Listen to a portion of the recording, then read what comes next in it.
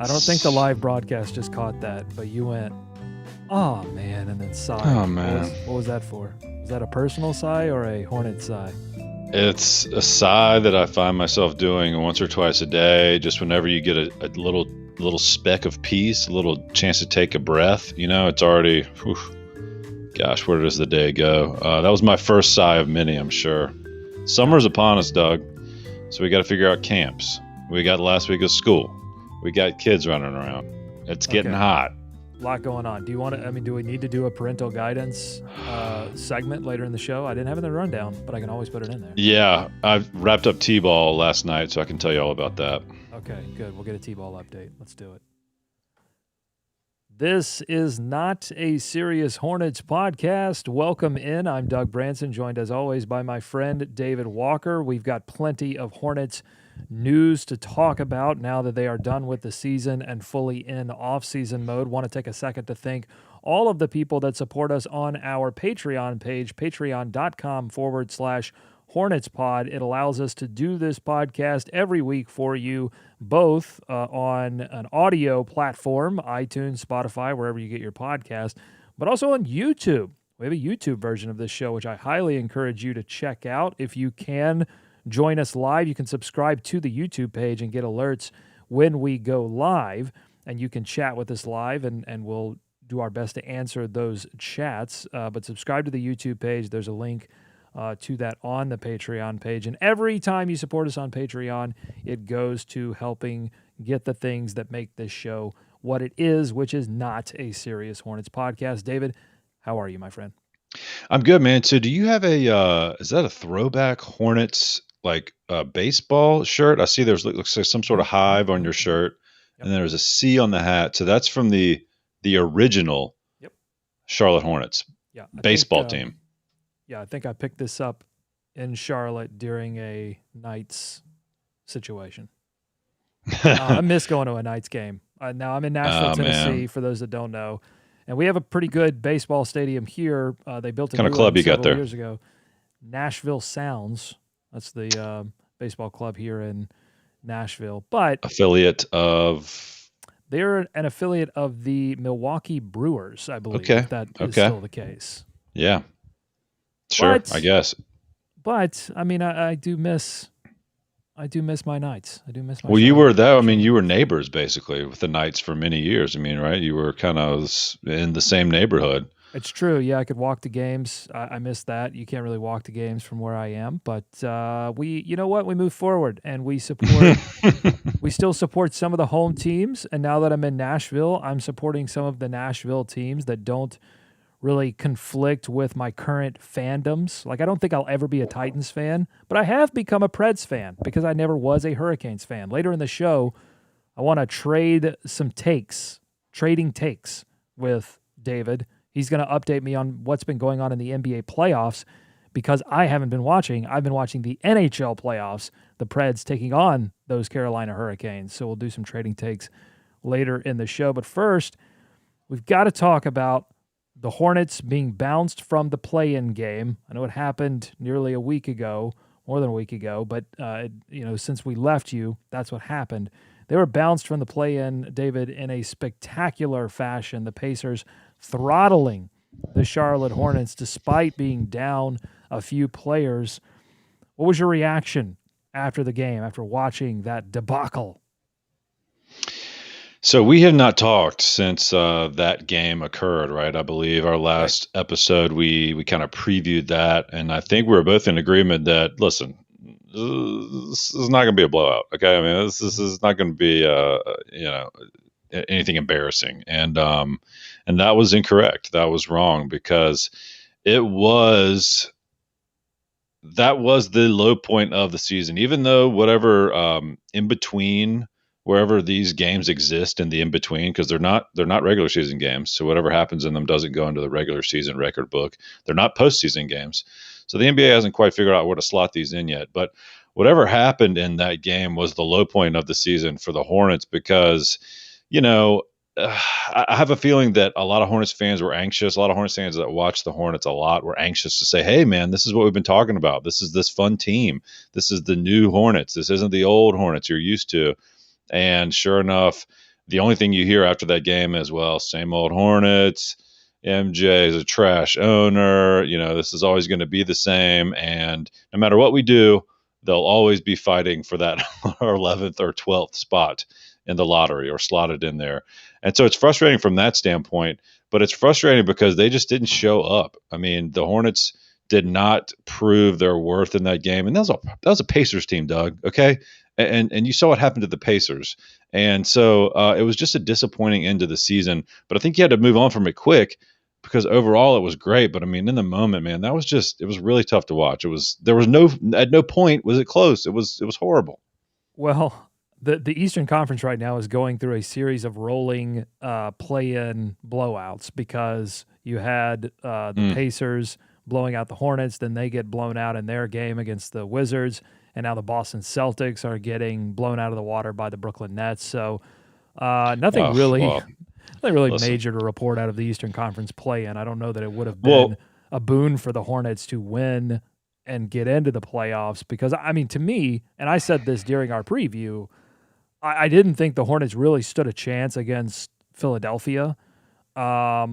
So No. I didn't feel like this was an opportunity for the Hornets to make some waves in the playoffs. Not this year. It just didn't feel like this team had it. A lot of that had to do with injuries. A lot of that had to do with fatigue. And a lot of that had to do with the fact that they don't have a center on the roster that they can play big minutes and expect a big contribution on the defensive end. Yeah, and that's the flip side to it, right? If they had somehow found a way to work themselves into the 8th seed, it would have been 4 games of that against the Sixers. I mean, I firmly believe, no matter how sleepy the Sixers might have been in an early tip game, like the Hornets, I don't think they have enough to contend with certainly Joel Embiid, but the rest of those guys, I don't think it would have been very much fun watching that series either. Right. So, but that's our logical brain, and Sure. and we can say that now calmly. More than 7 days out of what we witnessed.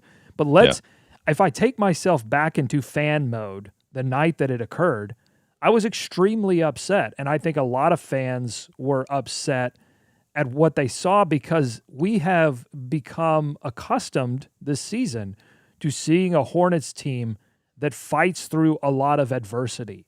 And they win close games. Now it didn't happen at the end of the season, so we probably should have expected that trend to continue as opposed to it completely reversing for this play-in game. But I think part of me expected the Hornets to recognize the moment. I think that's what I was most disappointed in, that the entire team. It wasn't – there were a couple players, and I tweeted this during the game. I'm like, but here's a list of players who are trying right now. Cody Zeller, Miles Bridges, that's it. It just didn't feel like – there was effort across the board, complete buy-in to this, hey, we're in a do-or-die situation. This is one game. And so I put some of that on the players, David. I put some of that on the coaching. I don't know what percentage I would say either way, but the head coach's responsibility, I feel like a lot of the responsibility is to get a team ready to play. And it didn't seem like the Hornets were ready to play. Yeah, it really seemed like they got up for the Knicks game and the Wizards game, the last couple of games there in the season, to try and get themselves out of that bad situation in the 10th, and they just couldn't re-energize themselves in that the next round of the play-in game. You kind of saw it with the Warriors; they got themselves up for the Lakers, and then not that the Grizzlies didn't earn it, but they didn't play their sharpest in what was a do or die game for them. So and the Hornets were kind of on a week of that, right? They had 5 games there. We just had to win one. Yeah. Well, and it's you bring up an interesting thing there, David. Like if they had won one of those games, would we have seen the Hornets get blown out by a game against the Boston Celtics? Maybe they lose. Maybe they don't lose in a blowout. But I think you're hitting on something there that we were sort of in a death spiral of belief as a team, or they, the players were in a bit of a death spiral of belief. Like, man, we're giving it absolutely everything, and we're coming away with nothing. And unfortunately, they couldn't get themselves out of that to play the Pacers. Yeah, they had so many chances in that run too. And look, like playing the Nuggets and the Clippers with having to win those games, that's no easy task. Not being healthy. That's no easy task. They didn't have Miles for some of that. They've been dealing with injuries all year. But I really think that Knicks game, and especially the last game of the season, that Wizards game took a lot out of them emotionally. They were in position to win both games and just couldn't come away with it. And so you look back on it now, and it's like, man, of course, it was a little tough to get up. And they didn't. I mean, they did not get up for that game. What they had success doing against the Warriors was being the aggressors early on. That's why they had that big lead in that game. And when they stopped doing that, that's when they lost it. And the Pacers just hit him right in the mouth, and there was no comeback. But I think you're right. I mean, everybody's got blame to go around, especially in that Pacers game. It's funny when you look at stuff like that, because it's like, should a coach have to motivate a group of professional players in a game that's basically win or go home? I mean, there's some argument to that, but to have just no life and Right. no Well, reaction, you got to pull something out. I think the answer is yes. When it's a young team and you as a coach have Third been youngest in the credited, league, right? yeah, and when you as a coach have been credited with developing that roster, I think there is an added pressure for that coach to motivate that team than there would be if he was coaching a group of veterans. So I think the answer to that question is yes, and I think some of that, not all of that. I was not in fire Borrego mode after that game. I was just in what the hell happened Borrego mode. Right. Okay. Yeah. We can talk about this game, until the cows come home. But the fact is, the Hornets lost it, and now they face an offseason that I think, David, is one of the more critical off seasons they've had since that unfortunate offseason when they extended Marvin Williams, they extended Cody Zeller, and sort of hamstrung themselves financially for years to come. Well, and that's the thing. This offseason represents the official end of that. With Cody Zeller coming off the books.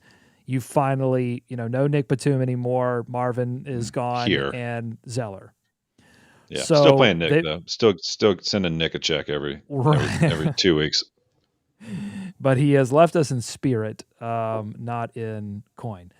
Okay. Yeah, no, you're right though. Like that's what I was saying with Walker last week. This is the most important offseason and should be the most interesting to follow. The Hornets have had since like that one. You think back to Al Jefferson, that signing was certainly huge. And at the time they were kind of building towards something, but this is the first young core they've had. This is the first, building blocks they've been able to put in place and legitimately say, we've got these three guys. I think these three guys are keepers. Now there's some others that can fill in the gaps there, but I think we can build off at least these three, build around them, especially one, right? They've never just had the one Nick where Richards. They could go, let's go for it, right? Grant Riller, no, he's coming. I'm sorry, I just looked at the salaries. He's coming off the Bucks, so they got to figure it out. So no, yeah. I think you're right, and honestly, the one that we're talking about, LaMelo Ball, makes this offseason even more pivotal. It takes it into that next level because the clock is ticking, right? The Hornets as a franchise now have a limited amount of time to put a core around LaMelo Ball that can make some waves in the playoffs. Otherwise, they whatever limited chance they have, and I'm cynical. I'm sorry, I'm going to put on my cynical hat. Whatever limited chance they have of retaining LaMelo Ball past whatever obligations he has to his rookie, his drafted team, relies on the Hornets really playing these off seasons perfectly and hitting some things. With all of the constraints that come along with being the Charlotte Hornets and what that means in free agency, they have to hit. And getting lucky in the draft wouldn't hurt either. Let's talk about what we're going to be talking about over the next couple of weeks. I want to set up kind of what this show is going to be now that we've hit the off season. I really want to talk extensively about the draft next week. They did, if you missed the news, they got lucky. They won a coin toss against the Spurs. They will be picking 11th. That's a spot the Hornets know how to pick. Slotted to pick 11th, right? You're right. I'm sorry. Yes, they're slotted to pick 11 pre-draft lottery. We don't know. They could get super lucky again and find themselves in the top 3. We'll have to see what happens there. So we'll talk extensively about all of those options, the percentages, and the players that could be available to the Hornets next week. Then I want to talk about free agency, and then we'll get into some kind of deep dives into player reviews as we approach this offseason. So stay with us, contribute to us on Patreon, and keep listening to the podcast or watching it on YouTube. David, I want to just fire off some season in review thoughts. When you talk about, okay, this Hornets season, what kind of things come to mind for you? I mean, LaMelo Ball is the main one, right? I mean, that's a saving grace, really, because you look back on it, everything else that happened, fun times, the low times, which there were fewer of this year, not as many this year. And I think the sticking point again for that Pacers game was there was no fight back, there was no clawing back, there was no bounce back, and that's something we saw from the team all year, which is good to see.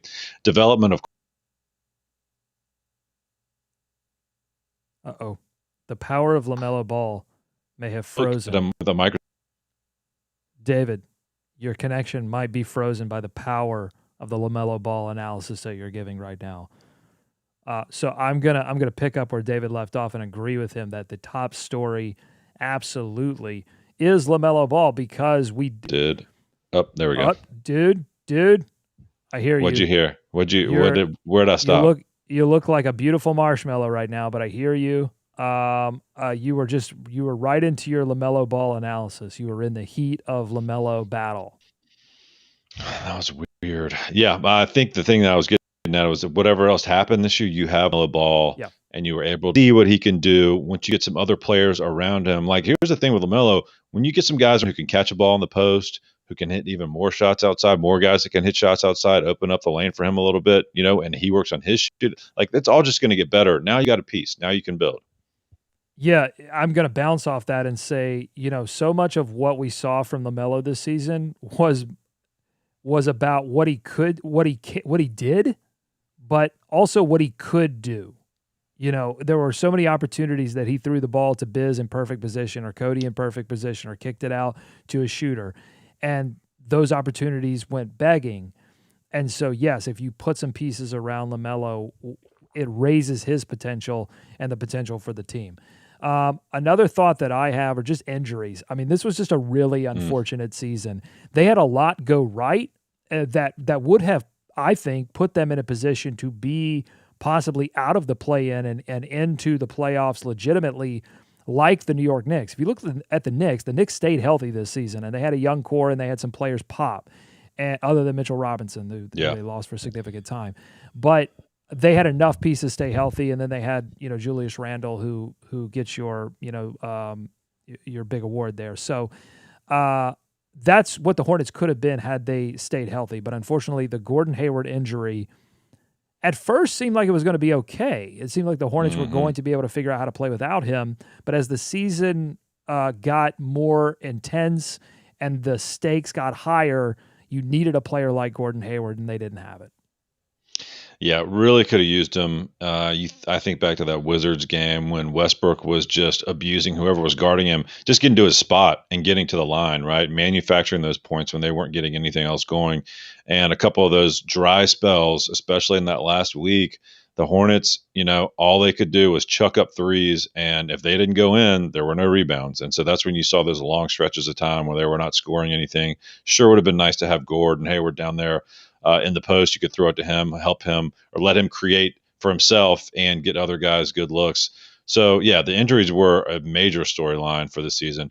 Of course, everyone deals with injuries. We know that. But it doesn't make it any easier on your team when key guys like that are in and out of the lineup constantly, right? And so this season was weird. That's the other thing, I think, Doug. This season was bizarre across the league. It continues to be. No summer league, no preseason, testing twice a day. Hornets dealt with some issues they had to play the Wizards and the Knicks, right at the end of the season. They would not have had to play those games in normal situations. Yeah, there were a lot of, and I think that's why generally I've seen fans they're giving Kupchak, they're giving Jordan, they're giving Borrego, and they're giving the rest of the players on this team the benefit of the doubt, essentially. Mhm. But I And think you also have to say how stable it really was for a long period of mhm, time. I mean, they didn't lose a lot of guys in and out to COVID, mhm. except for Miles there at the end, and Malik dealt with it a little bit early on, and so they were able to handle that from an organizational standpoint, kind of keep everybody safe, keep everybody distanced, got their testing done, and that has to wear on people. That wears on people across the league, but they were able to handle it about as well as you could imagine. You know, they didn't lose any games to fault of their own, right? You mentioned the two games they had to move around; that they didn't have anything to do with those being canceled. So, yeah, I mean, you have to feel good about the way the organization structure that. Hopefully now, okay, summer league, off-season workouts, practices, like let's go get back to normal and see what this team can build on. I would say one thing about this season: the franchise wasn't really ready to compete yet. I think No, that was most indicated by the fact that they did not go and find a center when it was everyone understood that the center position was crippling the Hornets at the trade deadline. Everybody knew it. They knew it was going to continue to cripple the franchise, and they didn't go out and find someone because I feel like the right opportunity did not present itself, or maybe the wrong opportunity. They avoided that for maybe because of a good choice, or maybe because that player decided to go away. You never fully know these things, but the fact is the Hornets did not find the center that could have helped them compete. And that may be to their benefit, but I think that's one thing that I would say about this season. They weren't ready to compete yet.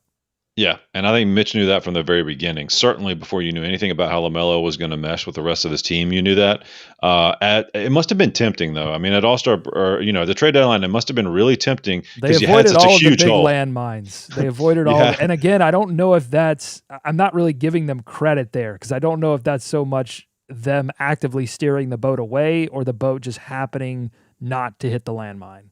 well, let's take a look at like a guy like Daniel Tice, right? Like he's been linked to the Hornets ever since the trade deadline. I think they targeted him a little bit there. They seem to be targeting him in this offseason to add him to the stable of centers, whatever that looks like.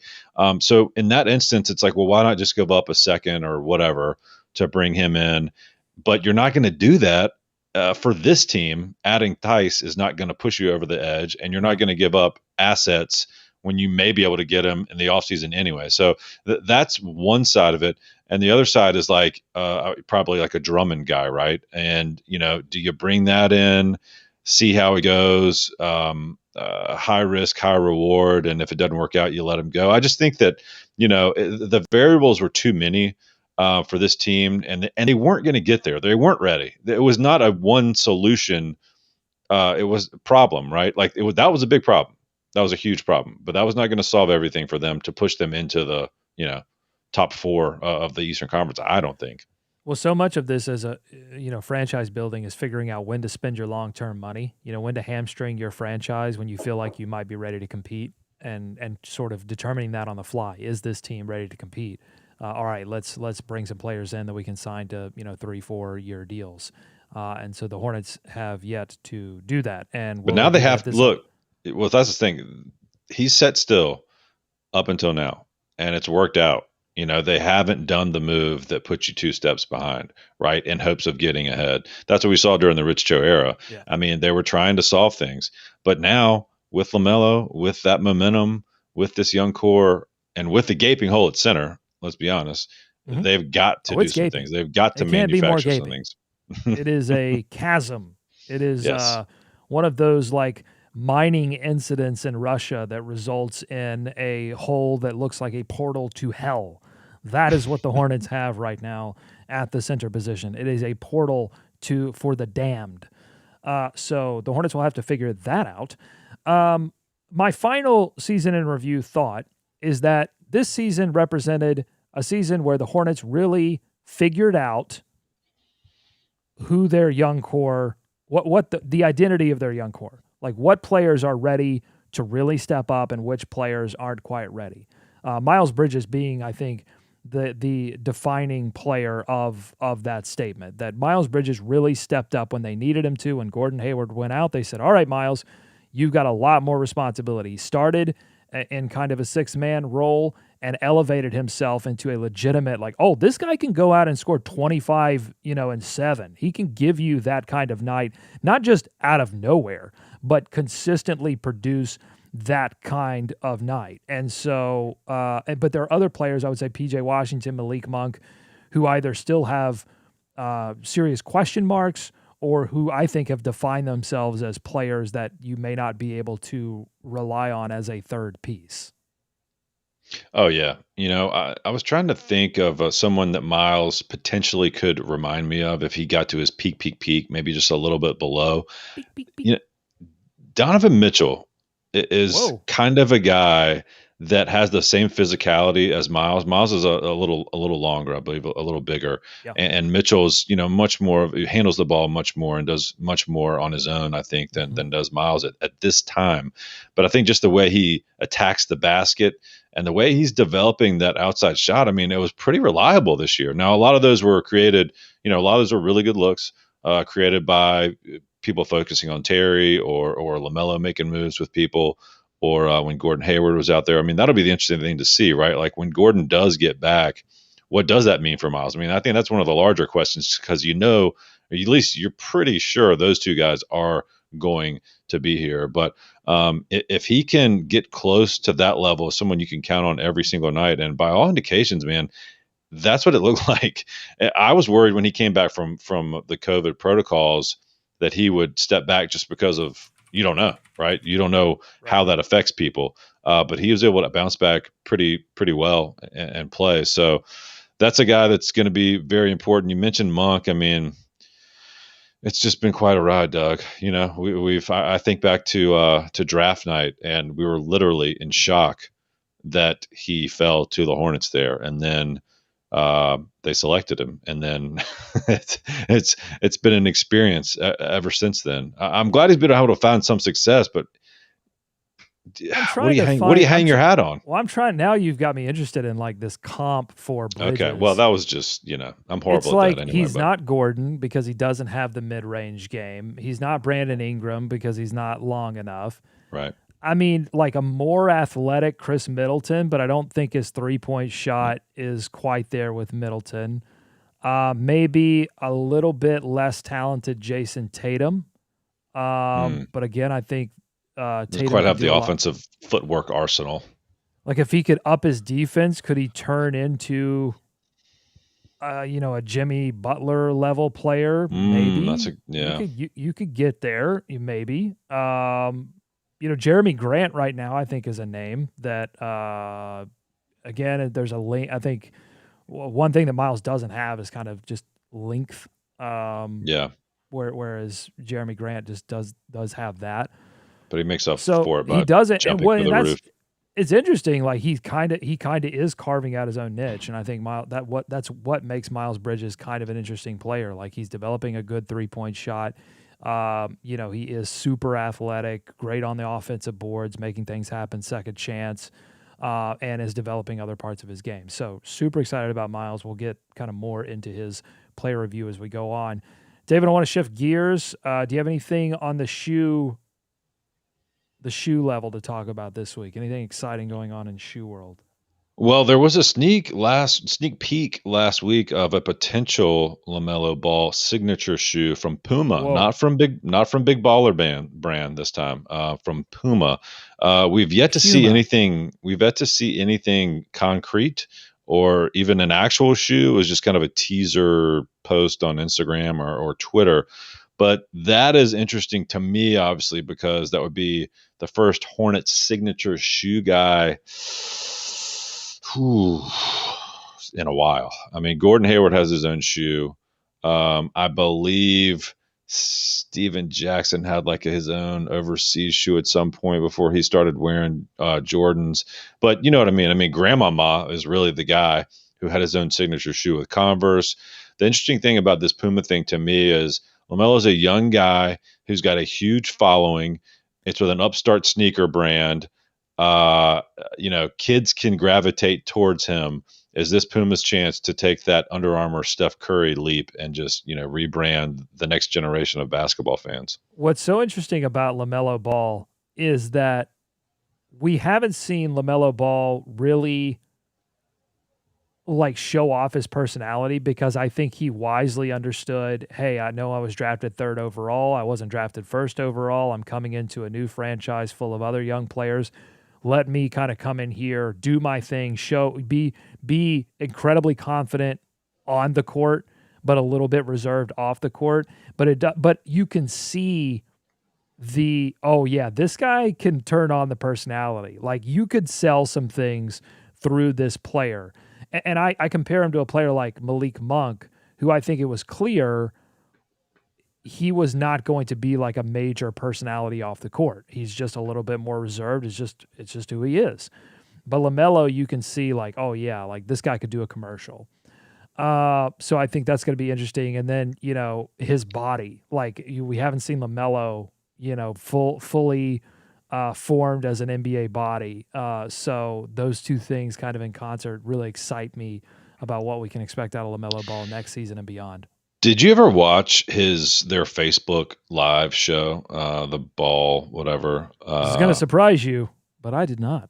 Yeah, I didn't either. I've seen clips, of course, here and there. I mean, that thing was basically a commercial. I mean, he was in front of the camera all the time growing up as a kid, which I think for people who watched it expected to see, this outlandish guy in the on-court interviews, like doing crazy things or posting crazy things on social media. And there was none of that. I mean, his game did all of the talking this year, really, in Charlotte. So it'll be interesting to see now he's got that year under his belt, splitting the summer between here and California, kind of what he blossoms into. But it's in there somewhere. I mean, he's got that sensibility of the young social media and how to interact. So yeah, it's gonna be fascinating. What's so outstanding to me about Ball is that, again, it's pretty evident he has a personality. He's outgoing. He's probably the most outgoing of the Ball Well, brothers. they all seem to like him too. Right. And it's in a likable way. I think it's in a marketable way. It's not in a LeVar Ball type of way, because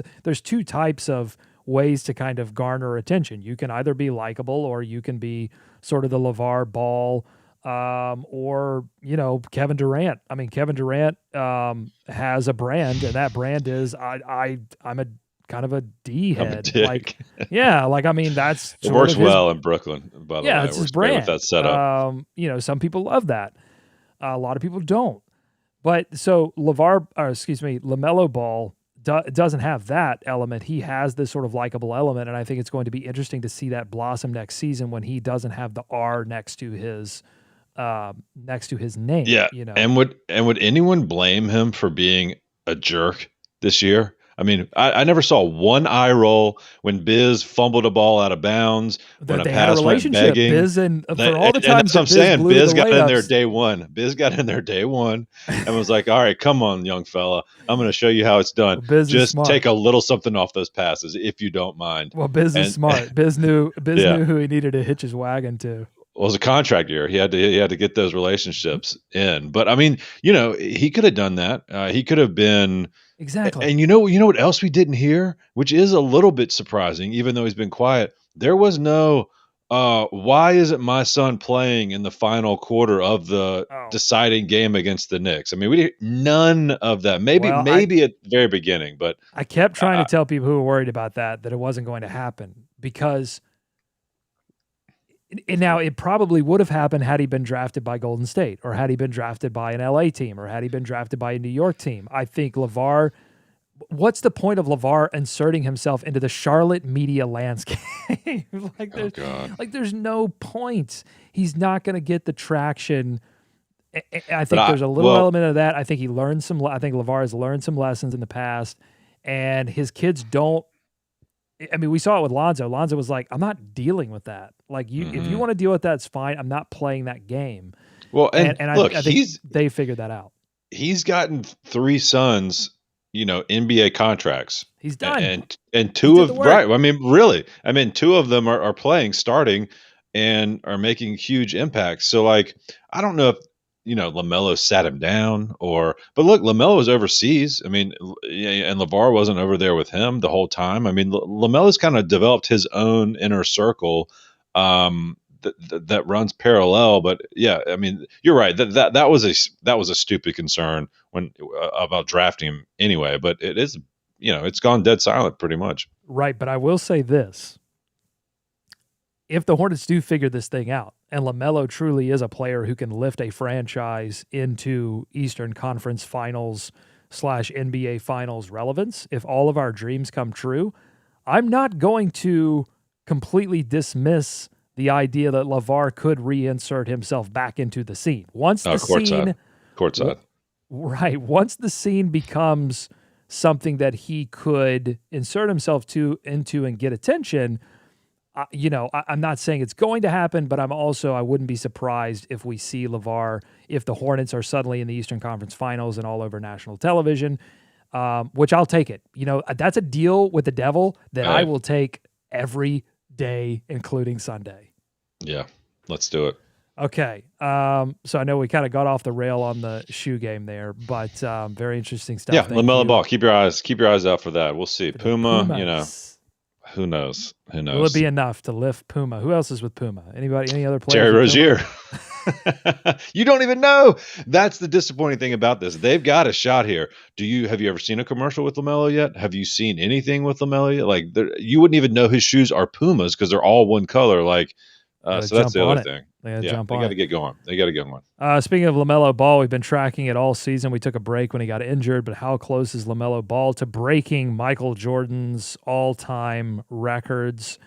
Right now, he's pretty far away, but he's closing in slowly but surely. 803 points on the season for LaMelo Ball. Michael Jordan just ahead with 32,292 points.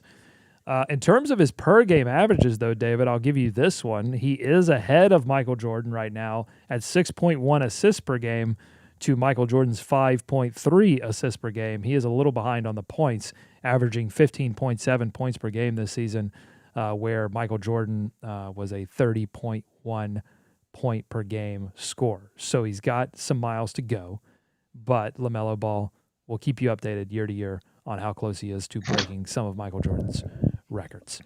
Let's talk about the head coach again, James Borrego. I want to talk about the fact that the franchise picked up his option. He will be the head coach next season. I don't know how much of a question that was, although I will say this.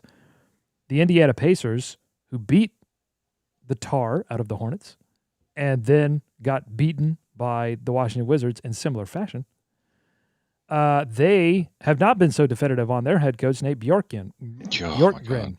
Tough name. Bjorkgren. They haven't committed one way or the other to whether they're going to bring Nate back. So I guess what I'm saying is that this wasn't, picking up the option on Borrego wasn't something that I felt was a given, but they did it. What do you think about bringing Borrego back for another season and possibly beyond?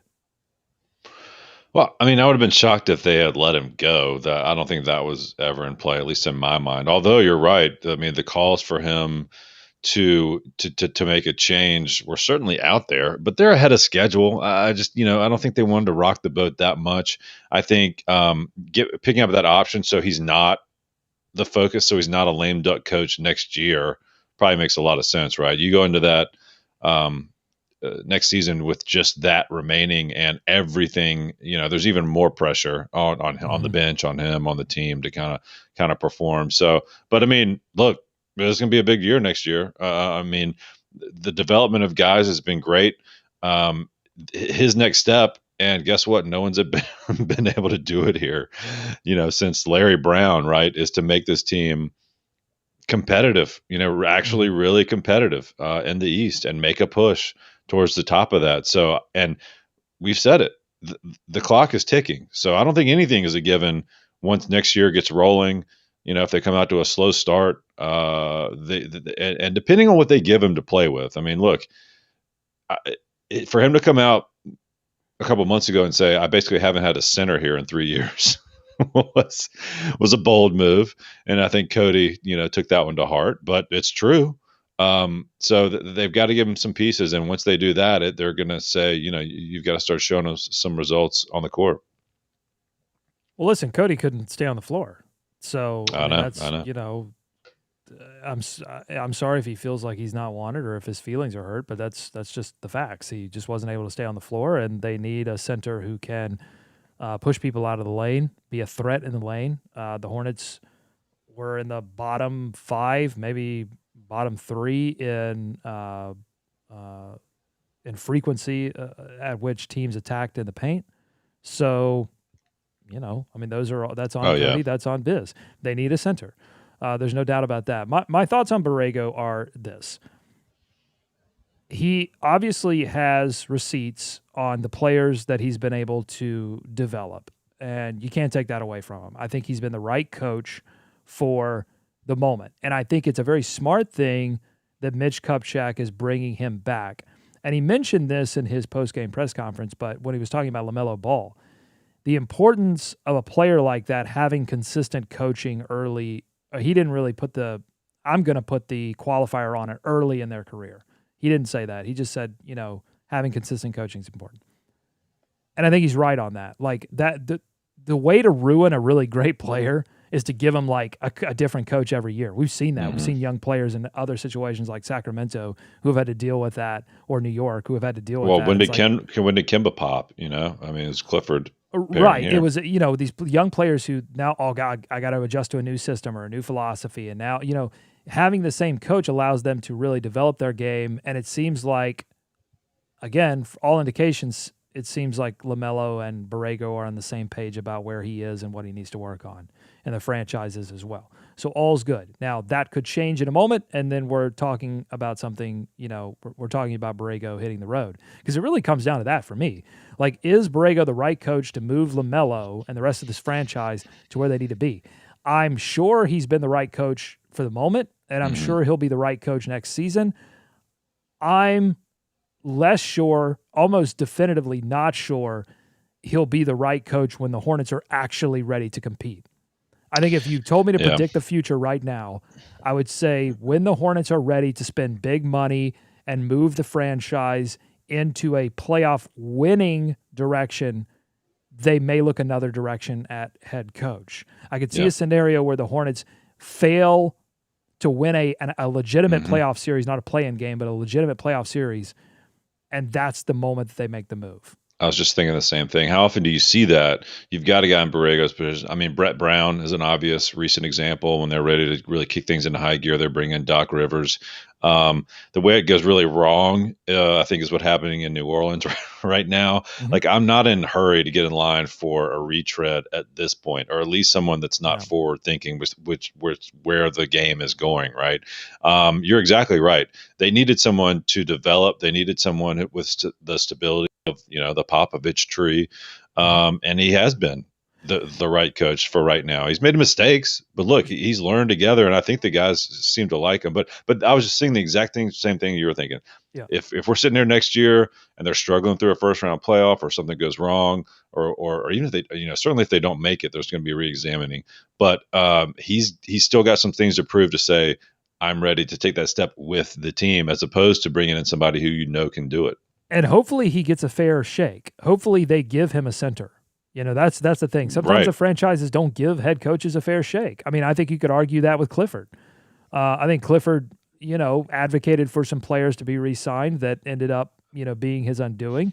But I think generally the front office didn't give Clifford enough to really compete with, and he had to be the victim of that. But that's just a reality. So hopefully they give Borrego a fair shake. And I want to give Borrego big props, because the Hornets, like if you look at offensive rating, defensive rating, the Hornets were 23rd offensively. They were 15th. They were tied for 15th in defensive rating, which is kind of amazing when you consider they didn't have anyone that could defend the rim.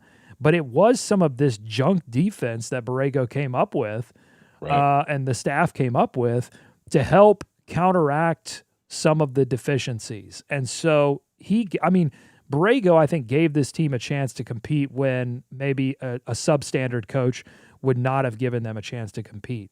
So hopefully Borrego gets a fair shake, but I think I'm more in line with the idea that Borrego is probably not the coach to send this franchise where it needs to go with LaMelo.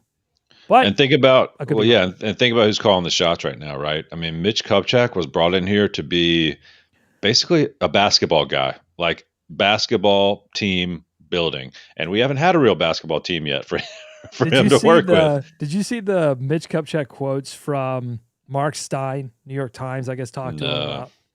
Well, so I'll try to find the tweet of this. But essentially, the gist of it is that Kupchak was basically talking to Michael Jordan, and they were trying to, really negotiate what happened at the end of the season and how to react to it. Michael was like, are we still playing? Or he was like, this is. No, I think, I'm not going to do that. I'm not going to do well, that. no, I what, know he no, was no, watching no, on his yacht. no. What I'm saying is, I think there's a tendency sometimes for Michael Jordan, the competitor, to overreact to situations. And I think part of the general manager job in this franchise is to soothe some of that and say, hey, trust this process. I think Michael Jordan might have a tough time trusting process, especially when that process is resulting in embarrassing losses. And so I think Mitch Kupchak is the perfect guy for this moment to say, hey, hold on, let's not do anything crazy here. Let's trust this system that we've laid out. We got lucky with LaMelo. Let's keep this thing moving in the right direction and not hamstring this team for years to come. And to his credit, I mean, that's part of the reason he brought him in. I don't think anyone thought Rich Cho couldn't do that. Rich Cho was somebody that would give you all of the information, but ultimately capitulate and not be able to convince you that you need to stick to the plan and not completely deviate in order to get to a playoff series. Right. And I don't think Mitch was coming here to be that guy, to take the marching orders and just walk them down the hall. Well, he has the clout. I don't think. Oh, man. Exactly.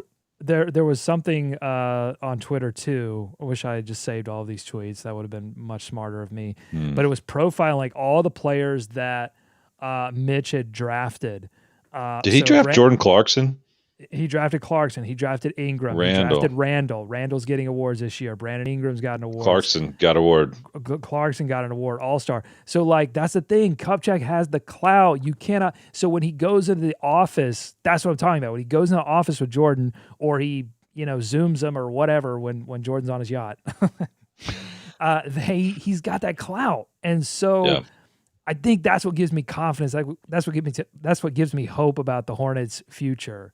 Is that they've got somebody that can do it for them. So, yeah. Well, the last thing I'll say on kind of what this team hopefully is building is I really hope we see some of these younger guys. I mean, the guy that comes to mind is McDaniels, because he got so much playing time later on this season. And you've seen him go from a G League guy to a guy that's playing big minutes. Mm-hmm. And at the end, it was a little bit too much for him. I mean, he just kind of wore out. But that's what the Heat has been able to build with Duncan Robinson, Nunn, and some of these guys. I keep going back. Are you telling me that a Thibodeau coach team is wearing out a star player?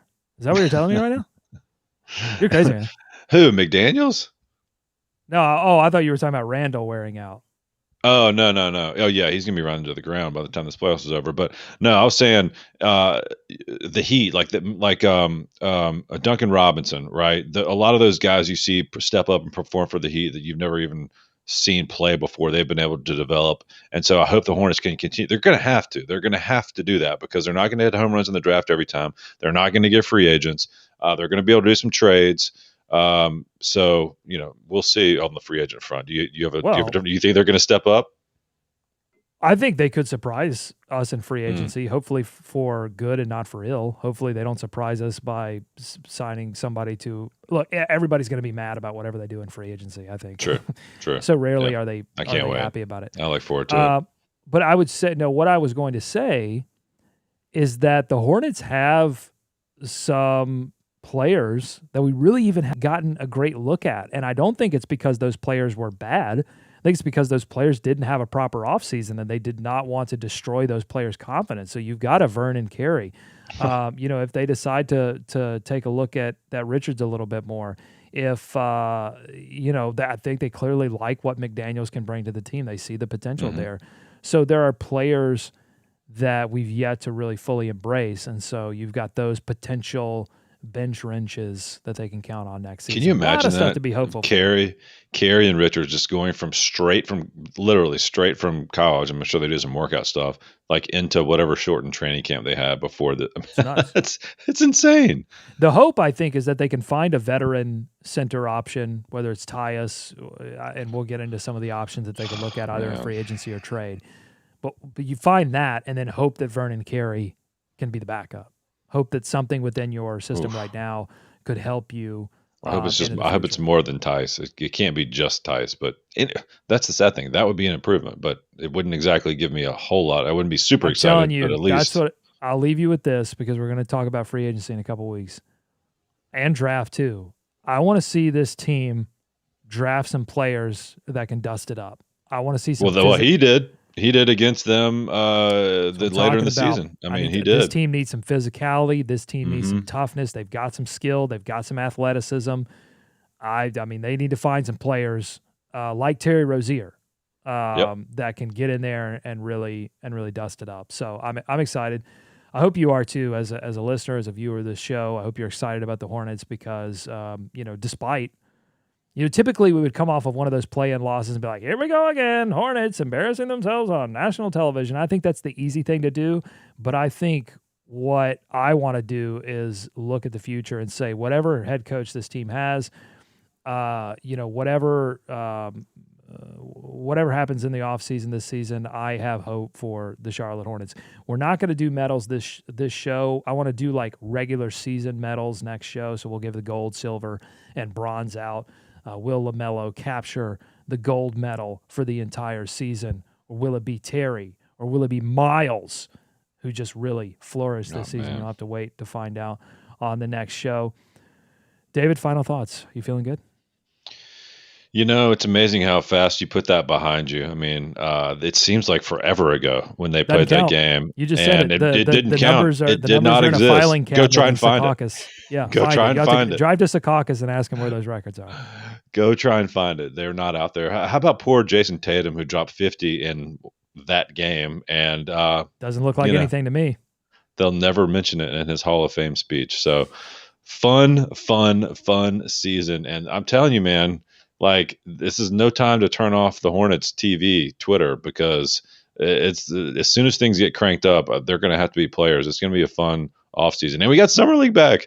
All the teams are going to Vegas. Vegas, baby. Can't wait. All right, we're making it up as we go along, and it's only getting better. For David, I'm Doug saying go Hornets, go America. Let's swarm Charlotte.